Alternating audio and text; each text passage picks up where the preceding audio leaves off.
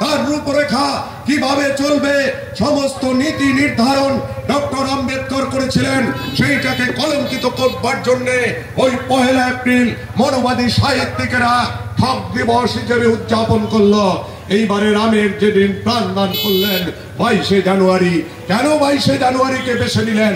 1947 সালের 22শে জানুয়ারি ভারতবর্ষের সংবিধানের প্রস্তাবনা দিবস। সেই দিবস যেন মানুষ মনে না রাখতে পারে, সেই জন্য ওরা ওই ইতিহাসকেও কলঙ্কিত করবেন।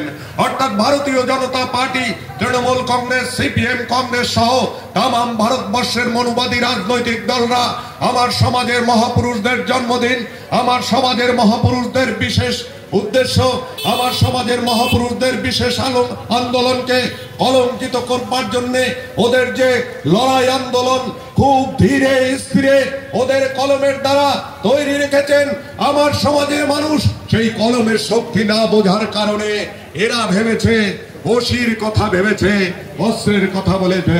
বাবা সাহেব বলেছিলেন ওসির থেকে মসি জ্যাদা শক্তিশালী হয়।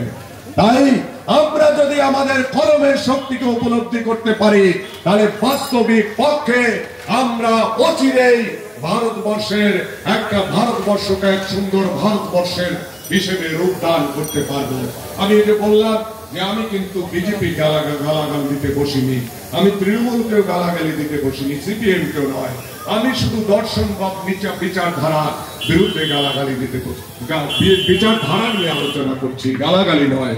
মান্যবর কাঞ্চিরামজি যেদিন ভারতবর্ষে লড়াই আন্দোলন শুরু করলেন, বামসেফ ডিএস4 গঠন করলেন এবং তারপরে 84 সালের 14 এপ্রিল বাবা সাহেবের জন্মদিনে ভারত বহুজন সমাজ পার্টি গঠন করলেন। 13 বছরের মাথায় একটা জাতীয় দল হিসেবে তিনি প্রমাণ করে ছাড়লেন যে ভারতবর্ষের রাজনীতিতে জাতীয় দলে পরিণত করা যায়। এখনো বহুজন সমাজ পার্টি ভারতের তৃতীয় শক্তিশালী রাজনৈতিক দল, আর পশ্চিমবঙ্গের ক্ষমতাসীন তৃণমূল কংগ্রেস তারাও আঞ্চলিক দল। পশ্চিমবঙ্গের বাইরে তাদের জানাতে গেলে তাদেরকে সমস্ত কিছু দিয়েই করতে হবে, ভোটার লিস্ট পর্যন্ত আনুষঙ্গিক বিষয়ও তাদের ইলেকশন কমিশনের প্রাধান্যতায় তাদের কাছে ধরে বসে থাকতে হবে। কারণ বহুজন সমাজ পার্টি পশ্চিমবঙ্গে হয়তোবা আমরা আপনারা নিজেদের দল মনে হয়তোবা এখনো করতে পারিনি, না পারার কারণে আমরা আমাদের শক্তিকে উপলব্ধি করতে পারিনি। কিন্তু আর কতদিন আপনারা বামফ্রন্টকে দেখেছেন, 34 বছরের শাসন দেখেছেন, তাদের দুর্নীতি অত্যাচার ভোট লুট দেখেছেন, তারপরে 11 বছরের শাসন দেখছেন, তারপরে আবার ভাবছেন এদের ছেড়ে যদি বিজেপিকে আনা যায় তাহলে আমাদের মুক্তি ঘটবে, অর্থাৎ ভারতবর্ষের মুক্তি সেই দিন হবে। চণ্ডীদাস বলেছিলেন ভারত আবার জগত সভায় শ্রেষ্ঠ আসন লবে। এ কথার মানে কি ভারত এক সময় শ্রেষ্ঠ ছিল, এখন শ্রেষ্ঠত্ব হারিয়েছে, আবার শ্রেষ্ঠ হবে। চণ্ডীদাসের কথায় ভারত আবার জগত সভায় শ্রেষ্ঠ আসন লবে। ভারত কবে শ্রেষ্ঠ ছিল? সম্রাট অশোকের শাসনের সময় ভারতের সবথেকে এশিয়ার মধ্যে সবথেকে শিক্ষায় এগিয়ে ছিল কোন রাজ্য? বিহার।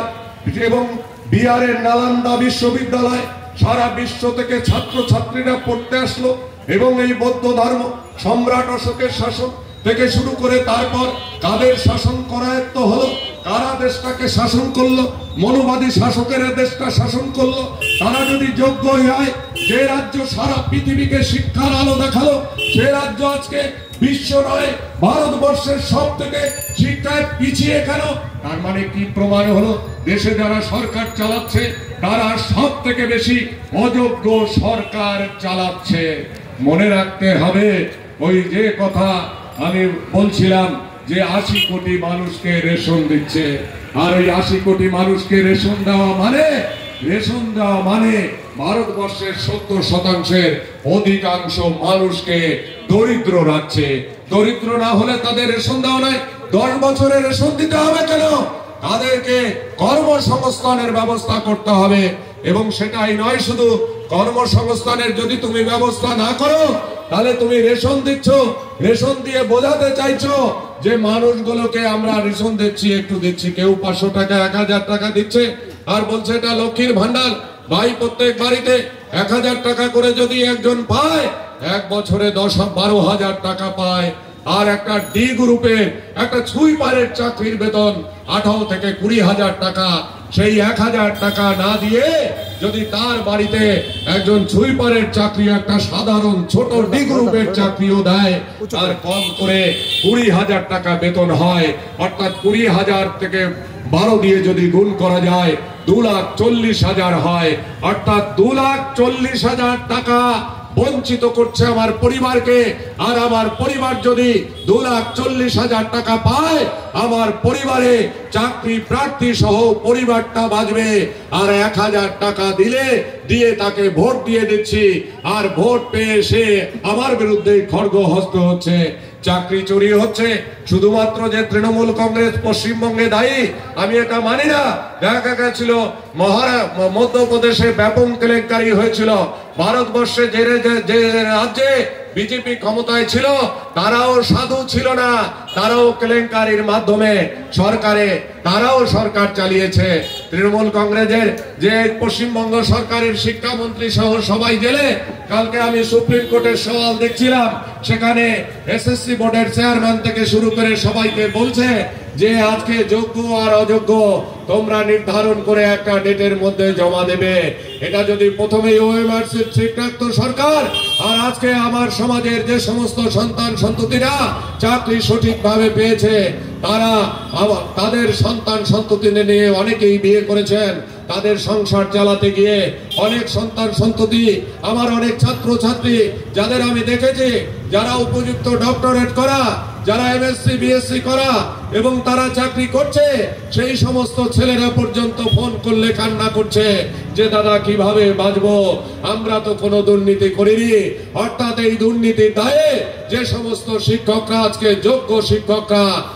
যোগ্য শিক্ষকরা আজকে চাকরি যাবে উপক্রম হয়েছিল, ব্যক্তিগতভাবে তারা যেমনি ভাবে সুপ্রিম কোর্টে কেস করেছে, সেই ব্যক্তিগতভাবে সরকারও গিয়েছিল, কিন্তু সরকারকে বুঝিয়ে দিয়েছে যে তোমরা যোগ্য আর অযোগ্যর পার্থক্য নিরূপণ করে একটা ডেট দিয়েছে, সেই ডেটের মধ্যে জমা দাও।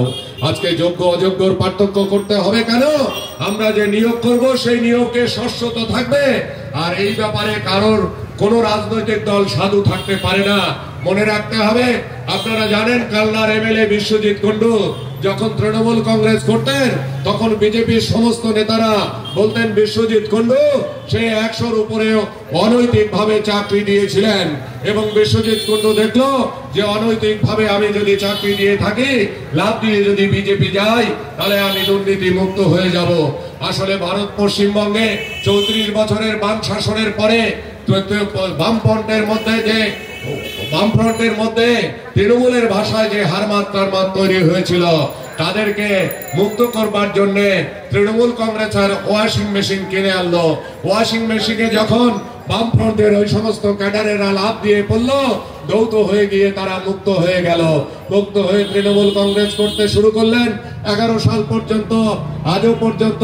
এবার বিজেপি ভাবলো যে ওই বামফ্রন্টের দুর্নীতিগ্রস্তরা তৃণমূল ওয়াশিং মেশিন কিনে যখন ধৌত করে ফেলেছে, আমি কিভাবে পিছিয়ে রাখি।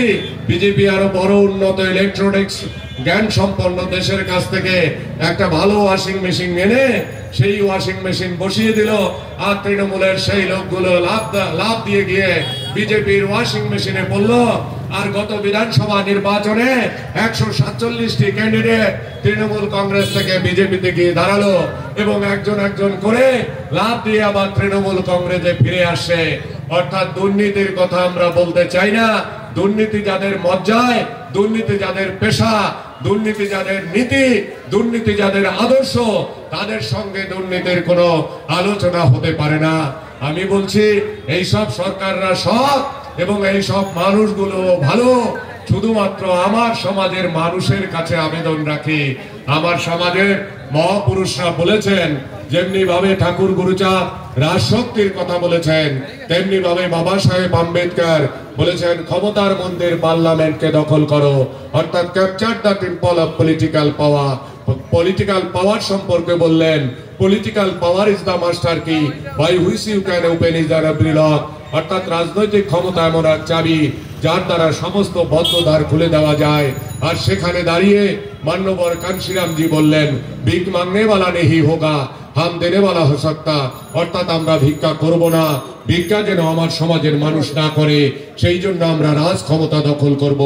সিধু কানু বিরসা মুন্ডা বললেন যে আমরা যে জল জমিন জঙ্গলের অধিকার আমাদের ছিল, আমরা সেই জল জমিন জঙ্গলের অধিকার চাই। ফতেমা শেখ বললেন জ্যোতিবারাও ফুলে, সাবিত্রীবাই ফুলে, তারা যে লড়াই আন্দোলন করে ভারতবর্ষের মূল নিবাসী বহুজন সমাজের মানুষের যে শিক্ষার আন্দোলন, সামাজিক আন্দোলন, আত্মসম্মানের আন্দোলন করলেন, সেই আত্মসম্মানের আন্দোলনে আমি একজন সহযোগী হিসেবে থাকতে চাই। আমি আমার ভাষায় বলতে চাই, গির্জায় গিয়ে যিশু খুঁজেছ, মক্কায় আল্লাহ, মন্দিরেতে দেখনি ভগবান, দেখেছ বিরহ। কারণ এই কথা বললাম এই কারণে, করোনার সময় মন্দির, মসজিদ, ভ্যাটিকান সিটি সবগুলোতে তালা পড়েছিল করোনার জীবাণুর ভয়ে। করোনার জীবাণুর ভয়ে সব তালা পড়েছিল। তাই সেই কথা ভেবে লিখছি, গির্জায় গিয়ে যিশু খুঁজেছ, মক্কায় আল্লাহ, মন্দিরেতে দেখনি ভগবান, দেখেছ বিরহ। মানুষের মাঝে খুঁজলে পাবে তোমার ভগবান। তাই হরিগুরু চাঁদ আম্বেদকর, যোগেন্দ্র মোহ প্রাণ, ওই রিক্সা চালক, ভ্যান চালক, ওই টোটো চালক, কৃষক, শ্রমিক, মেহনতি মানুষ, বইন মায়াবতীজি, মান্যবর কানশিরামজি মানুষ রূপ ধারণ করে খেটে খামারে মানুষের জন্য কাজ করে মানুষের কল্যাণের কথা ভেবে আজ তারা জীবন্ত ভগবান। তাই তাদের নামে করে জয় গুণগান। জয় ভীম, জয় ভারত বলে আজকের এই আলোচনা এখানেই শেষ করলাম। জয় ভীম, জয় ভারত। গোপালবাসী, নদিয়াবাসী, রাজ্যবাসী, দেশবাসী, বিশ্ববাসীর সমস্ত মানুষ সুস্থ স্বাভাবিক থাকুন। এবং যে রাজনৈতিক দল আমার নীতি আদর্শের সম্পূর্ণ বিরুদ্ধে, আমাদের মানুষ সেখানেও আছে, এবং তারা সমস্ত রাজনৈতিক দলের কর্মী প্রত্যেকে সুস্থ স্বাভাবিক থাকুন এবং প্রত্যেকে অন্য দলের কর্মীরা উপলব্ধি করুন আমরা যে কথা তুলে ধরলাম সে কথাটা অ্যাকচুয়ালি আপনারা যে দলটা করছেন সে দলটা আপনাদের নয়। সেই দল উপলব্ধি করে এবার ভোটে এই রানাঘাট লোকসভা কেন্দ্রে শিক্ষক বিপ্লব বিশ্বাসকে হাতি প্রতীকে ভোট দিয়ে বিপুল ভোটে জয়যুক্ত করবেন, এই আশা রেখে আমি আমার বক্তব্য শেষ করলাম। জয় ভীম, জয় ভারত। বহুজন সমাজ পার্টি জিন্দাবাদ, বরুণ কুমারী মায়াবতী জিন্দাবাদ, বাবা সাহেব হরিগুরু চাঁদ অমর রহে।